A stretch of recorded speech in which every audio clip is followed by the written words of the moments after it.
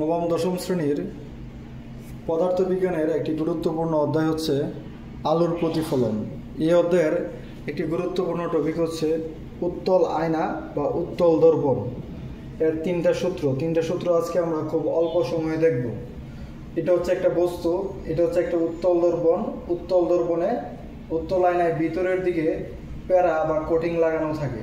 তো এই যে দাগগুলো, এগুলো হচ্ছে প্যারা লাগানো বা কোটিং লাগানো বোঝানোর জন্য দেওয়া। এটা হচ্ছে এই উত্তল দর্পণের কেন্দ্র, আর এটা হচ্ছে উত্তল দর্পণের ফোকাস বিন্দু। এখন তিনটি সূত্র খুব সহজেই বলে দিচ্ছি। যদি আলোক রশ্মি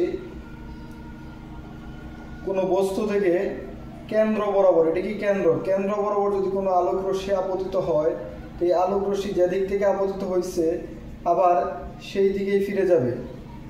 কেন্দ্র বরাবর কোনো যদি আলোক রশ্মি আপতিত হয় তাহলে সেটি যে দিক থেকে আসছে সেই দিকেই ফিরে যাবে। দ্বিতীয় সূত্র হচ্ছে, যদি আলোক রশ্মি, এইটাকে বলা হয় প্রধান অক্ষ, যদি প্রধান অক্ষের সমান্তরালে আসে, আলোক রশ্মি যদি এই প্রধান অক্ষের সমান্তরালে আসে, আলোক রশ্মি প্রধান অক্ষের সমান্তরালে আসলে সেটি ফোকাস দিয়ে যাবে। তার মানে যেহেতু এটা উত্তল দর্পণ, তাহলে এই যে আমরা প্রতিফলিত রশ্মিটা এমন দিকে নিয়ে যাব যেন সেটাকে বর্ধিত করলে ফোকাস বিন্দুতে মিলিত হয়। তাহলে সমান্তরাল আলোক রশ্মি কোন দিকে যাবে, মনে হবে সেটা ফোকাস থেকে প্রতিফলিত হচ্ছে।